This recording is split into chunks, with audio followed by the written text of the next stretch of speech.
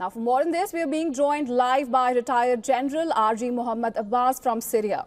He's a Syrian military analyst. Thank you so much, Mr. Abbas, for joining us on WION The World.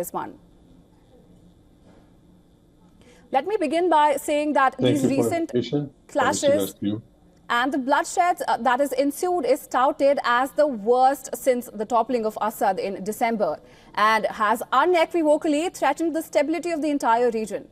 And to backtrack a little bit for our viewers, the new government had pledged to unite Syria after the 14 arduous years of civil war.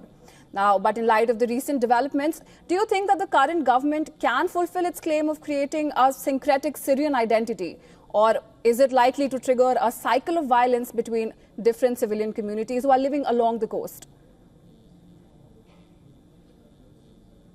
Thank you for this time. Actually, let's talk about Syrian citizens. I think all of Syrian citizens was full of pleasure for the collapsing of the Assad regime. All of us were full of a pleasure. We celebrate for this collapsing. Those whole types, whole sectors of Syrian citizens were inherited, were injured by Assad regime for these last years. Now, Sharaa, or what's called the liberation of Syria, comes. Mr. Ahmed al-Sharaa visited Latakia and Tartus, and he was received by hundreds of thousands of people who received him and say, hi, Ahmed Sharaa, okay, we are supporting with you, we are going with you, okay. We all this, all both Alawites place or seacoast of Syria were supported to Sharaa to make a new state, make a new Syria. We support him, yes, but on the other side, you could find some little bit that who will benefit from the Assad regime may try to defend for the last regime. Those what we called him the agent regime. We called them the Assad regime agent. I think they are less than thousands, if you want to count them. But what happened in the last week?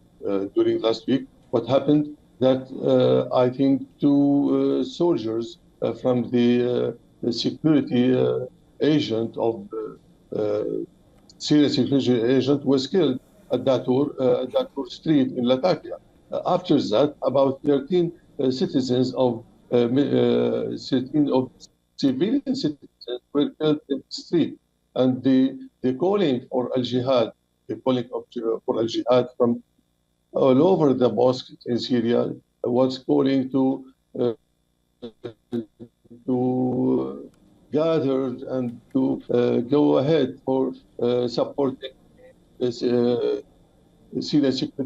security forces in Latakia. In this moment, who comes to Latakia? Who comes to the Tartus? Anyone you could say from the murderers, from the killers, from who were full of extremists, and we will not forget what they call it. We've seen some very disturbing visuals also coming in from the affected areas, and civilians, of course, are at the receiving end. But now that the region has become a major security challenge for the interim president, Sharaa, how is that poised to affect the political transition? I think Mr. Sharaa did put the finger on the where the pain is.